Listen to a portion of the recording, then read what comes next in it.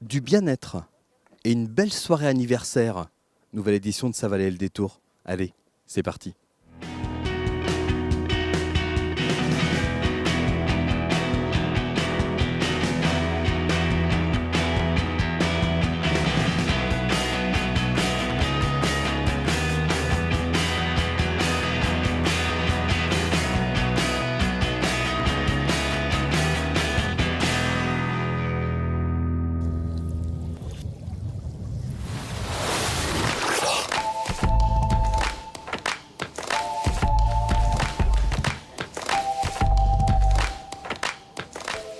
Il faut faire confiance en fait à son cerveau, parce qu'on a toutes les cartes en main et parfois la neuroplasticité, le quotidien, les contraintes extrinsèques, Donc si j'ai bien tout compris, le seul maître à bord, c'est le cerveau. that's it. Oui, c'est ça. J'ai lu. Hein. Je regarde, vous avez un petit appareil de torture là sur le bureau. Si vous me posez les capteurs là, il se passe quoi? On peut le faire ou pas? Ah ben, mais vous n'allez rien ressentir parce qu'on ne va pas vous voir. Wouhou. Vous avez dit quoi sur les personnes qui n'ont pas beaucoup de cheveux, ça a du mal à coller? C'est ça. D'habitude, c'est l'inverse pourtant. Hein. Ceci est peut-être le dernier, ça valait le détour. Je suis un mec branché. Pas trop fort le courant. Mais non, faut pas dire ça. Comment il dit ça? Mais non, le feedback est auditif. Je ne mets pas de courant dans le cerveau. Alors déjà, je vais prendre votre 06. Non, je rigole. Je vais prendre votre nom. Non, 07. Tout ce qui se passe, Ouais. c'est mon cerveau. C'est l'activité, ouais. C'est l'activité du cerveau. Donc c'est votre cerveau qui a la capacité de s'auto-réparer, de s'auto-réguler. C'est pas moi, c'est vous. C'est ça qui est intéressant. Naturopathie, définition. Définition. En fait, la naturopathie, c'est la synthèse des méthodes naturelles de santé. Ça veut dire, c'est un vaste programme, mais ça veut dire en soi de prendre en charge la personne dans sa globalité. Donc autant sur un plan physiologique que sur un plan émotionnel, que sur un plan mental, que sur un plan énergétique. Voilà, il y a tout un tas de... On n'est pas un être uniquement physique, on est aussi tout un tas d'autres choses. On a 3 techniques majeures qui sont l'alimentation, la gestion du stress et l'exercice physique. On va dire que c'est les 3 techniques avec lesquelles on peut rester en santé le plus longtemps possible si on applique ça au quotidien dans sa vie. Alors par exemple, je suis stressé, je mange très très mal et je fais pas de sport. Je parle de moi bien évidemment. Qu'est-ce que vous pouvez faire pour moi? Eh ben alors, je peux vous apporter des conseils en termes d'hygiène alimentaire, mais qui vont être toujours adaptés à votre terrain. Donc la notion de terrain, c'est de dire, vous avez certainement des surcharges, mais vous avez aussi certainement des carences. Ça se voit tant que ça que j'ai des surcharges? Voilà, donc là, l'antenne à nouveau. Donc on a en fait une antenne extrêmement précise où on peut détecter plein de phénomènes différents. Voilà, l'eau, mais aussi d'autres réseaux. Donc là, il y a quoi dessous alors? De l'eau, Tout simplement. mais il y a aussi certains réseaux nocifs qu'on peut détecter. Donc, cet appareil-là, c'est de la mesure, tout ce qu'il y a de plus scientifique. On va aller mesurer les champs électriques induits sur le mur. Là, on devrait être en dessous de 5. Or, on s'aperçoit que déjà dans cette zone-là, on monte à 15, 16. Voilà. Si on descend, du coup, Voilà, ça ne va pas être bon et c'est assez logique, il y a une prise électrique pas très loin. L'autre volet, ce sont les hyperfréquences. Alors là, on va parler Wi-Fi, on va parler téléphone.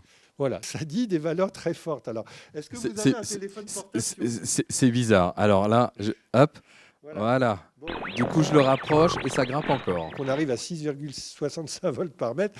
Heureusement qu'on n'est pas là-dedans en permanence. Mais c'est pour faire réaliser, on devrait être en dessous de 0,2. Là, on vient de détecter plein de problèmes, Mhm. mais les solutions, elles existent. Évidemment, je ne cesse toutes les semaines d'amener, on va dire, des solutions très concrètes de bien-être aux gens et les résultats sont là. Rolfing, j'ai bien prononcé? Tout à fait, Rolfing. Ça vient du nom de sa fondatrice, Sida Rolf, et qui donc a mis cette technique au point pour son petit-fils qui avait un problème de posture. L'idée du Rolfing, c'est de passer de mon bonhomme de gauche à mon bonhomme de droite. C'est mieux, ouais. L'idée, c'est de replacer le corps sur son axe de gravité. Comment c'est possible? Ça se fait par un travail profond de ce qu'on appelle les tissus mous. On est bien, c'est le bien-être, la zen attitude qui est dans cette salle. Ça fait combien de temps que ça dure cet événement? Alors ça fait 5 ans. C'est un salon qui est organisé par l'association Alliance pour le mieux-être. Et notre objectif à l'Alliance, c'est de donner de l'information au grand public sur ce qui existe, c'est-à-dire les différentes méthodes de thérapie, les méthodes de bien-être. Il y a des stands. On a une vingtaine de stands chaque année présents sur le salon avec des thérapeutes présents pour répondre aux questions du public. Et puis on a également sur le salon des ateliers découvertes et puis des conférences. Qu'est-ce qu'on peut trouver comme différentes catégories de thérapie sur ce salon? Alors, vous allez trouver des thérapies qui sont plus, je dirais, dans le lien corps-esprit. Alors, vous allez trouver, par exemple, la sophrologie, la relaxation visualisation. Vous allez trouver des thérapies plus orientation énergétique. Là-dedans, vous allez trouver le Reiki, vous allez trouver l'énergétique chinoise, la diététique et le shiatsu cette année. Et puis, vous avez les soins, je dirais, pour le corps, dans lequel on va trouver la bioesthétique, les massages californiens. Et puis, nous avons des choses peut-être un petit peu plus particulières. Cette année, nous avons le yoga du rire. Nous avons Flore, notre conseillère en fleurs de bac. Vous avez des élixirs qui soulagent les peurs, par exemple. L'hélianthème, le roc rose, ça vous redonne du courage quand vous devez traverser un moment très difficile de votre vie. Ça, c'est la fleur du courage. C'est pour les personnes qui traversent des peurs précises. Par exemple, peur de prendre l'avion, peur de la maladie. Vous, quand vous recevez quelqu'un, vous fonctionnez comment? Ça se passe comment? Alors, c'est des qualités d'écoute tout d'abord. Donc, je demande à la personne de faire un travail d'introspection et de réfléchir à ce qu'elle traverse, pourquoi elle est venue me voir, quelles sont les émotions qui la paralysent en ce moment. Au bout d'une bonne heure de dialogue, je vais pouvoir cibler 6 fleurs et les proposer à cette personne. À ce moment-là, je vais les mélanger. Vous créez votre petit mélange. Et mon mélange moi-même. Et la personne repart avec son élixir, ses élixirs préparés dans ce flacon, personnalisés.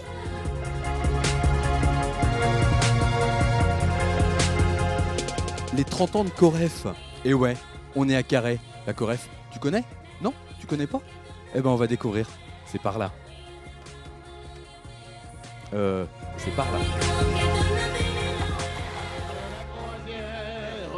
Et sur la blanche baleinière, Jean Gouin, notre brigadier, son bonnet de capelet, un peu sur le côté, me rappelle mon bâtiment. Ah, c'est le meilleur poste de la journée, ça. C'est pas mal, on est bien, au cœur de l'action. Bon, il paraît qu'il y a une nouvelle bière. Oui, effectivement, elle est là, c'est l'IPA. C'est la bière des 30 ans, Indian Pale Ale, donc 5 degrés 6, beaucoup de houblon, pure malt. C'est un délice de rafraîchissement. Bon, bien sûr, hein, on le répète, avec modération. Attention, c'est important. Ça va de soi, ça va de soi.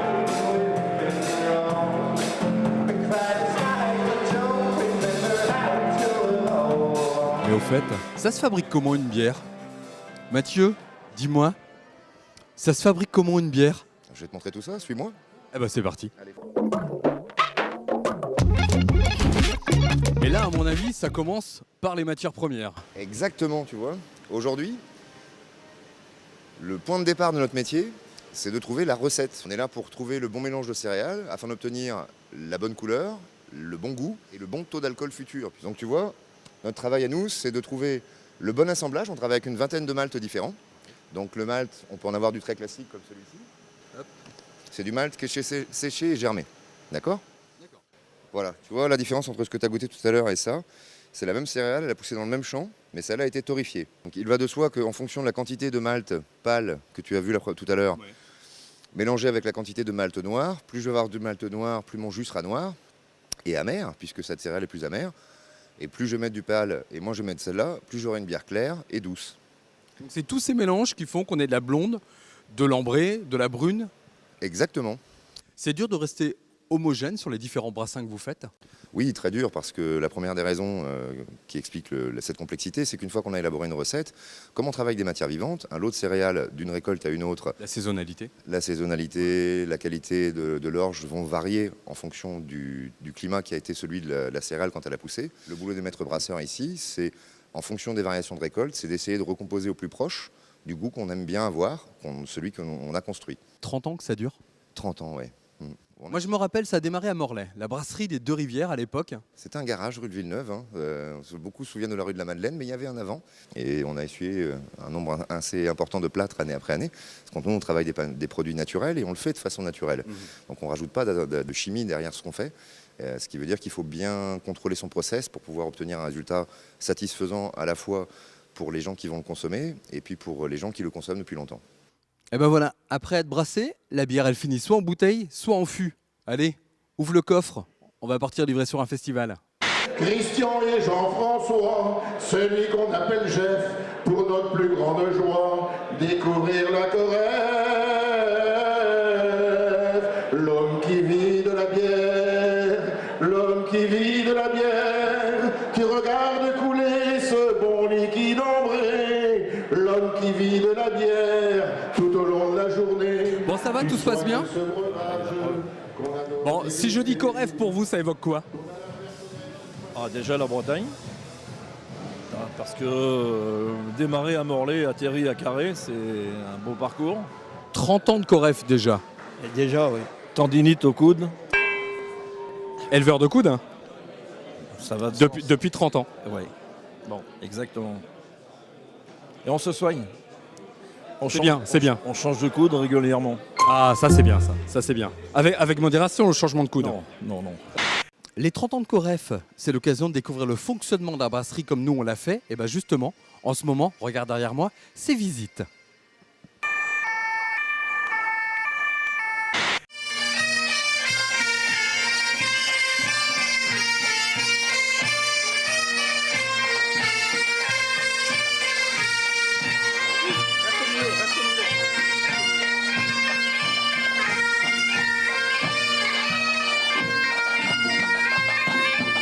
Allez, la fête continue. Direction le Glenmore.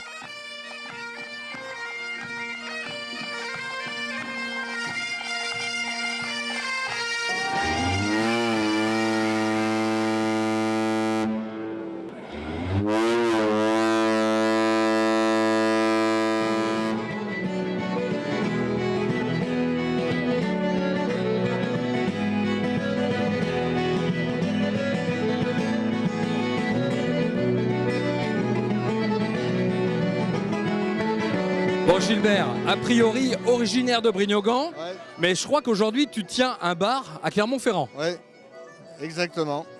Et un bar à Clermont où il y a de la Corrève. Bah oui, je la fais venir.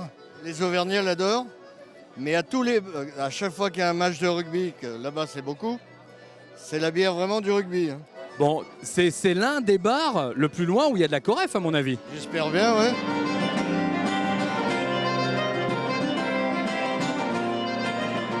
Allez, nous on va continuer à profiter des frères Guichen et on se retrouve la semaine prochaine pour de nouvelles aventures. Bonne semaine et n'oubliez pas, le Facebook de Ça valait le détour. Ciao.